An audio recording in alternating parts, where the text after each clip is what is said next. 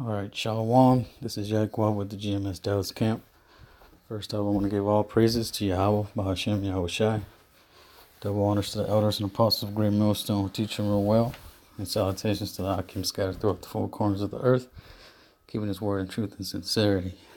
Man, I just want to go into a quick topic, or pretty much going into something that was brought to my attention. Okay, going into Revelation chapter 12, starting at the 15th verse, because I was asked, by a younger brother that he had heard a breakdown where in the flood it was talking about the lies and deceptions of Esau. So I'm going to read this first and then I'm going to explain it. Okay, so in Revelation 12, verse 15, it says, "And the serpent cast out of his mouth water as a flood after the woman, that he might cause her to be carried away of the flood." Right? That serpent talking about Esau, okay, and the woman talking about Israel. Now, that breakdown was an old One West breakdown that REI used. Okay, so we don't use that no more. The breakdown that we use for this is going to, the flood is going into, the serpent cast out of his mouth water as a flood is talking about, pretty much Esau using his power and his force to overtake Israel, with pretty much with his I guess his military might. Okay, because this is going back during the time of 70 AD, when the Romans persecuted the Israelites and ransacked Jerusalem. Okay, that's what this is talking about. But we also understand that this is going to happen again today. And to prove that it's talking about that, Esau coming in like a flood, with his men and overtaking us. We can go to Isaiah 59:19.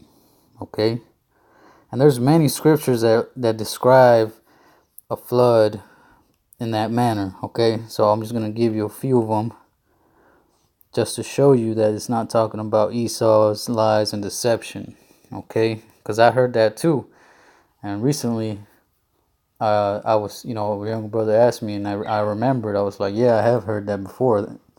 But yeah, no, that's not what that's going into. So this is Isaiah 59:19. It says, "So shall they fear the name of the Lord from the west." So shall they fear the name of the Lord from the west, and his glory from the rising of the sun. Okay, which we in the west right now, and the rising of the sun is talking about the east. When the enemy shall come in like a flood, the Spirit of the Lord shall lift up a standard against him. Okay, so yeah, the enemy shall come in like a flood. They're going to come in with their military might. And pretty much like back in 70 AD, man, we're going to be persecuted. And we won't. Some of us are going to be forced to go into the wilderness, and some of us are going to be put in them camps. But the one we read in Revelation 12 and 15 is talking about that time during 70 AD. But we can also use it as a pretty much as something that's going to happen to us again.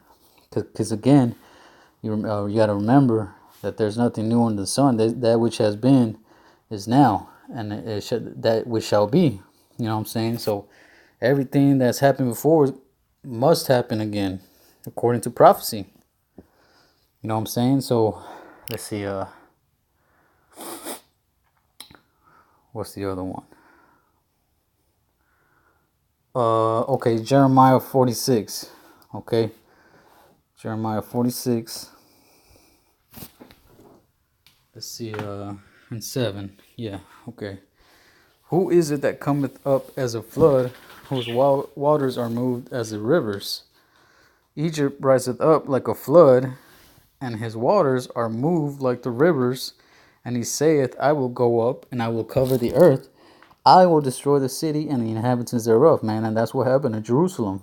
You know what I'm saying? Esau came up in there, man, and ransacked them.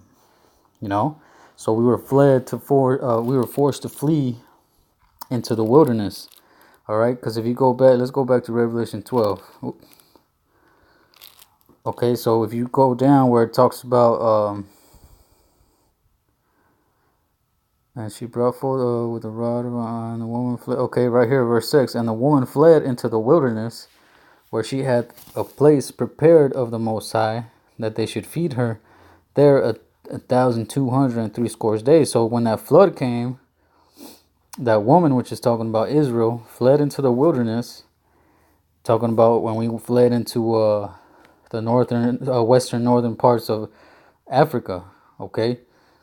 And then where she had the place prepared of the Most High. Now, you got that time period, right, when we fled from the persecution of the Romans into the wilderness, western and northern part of Africa.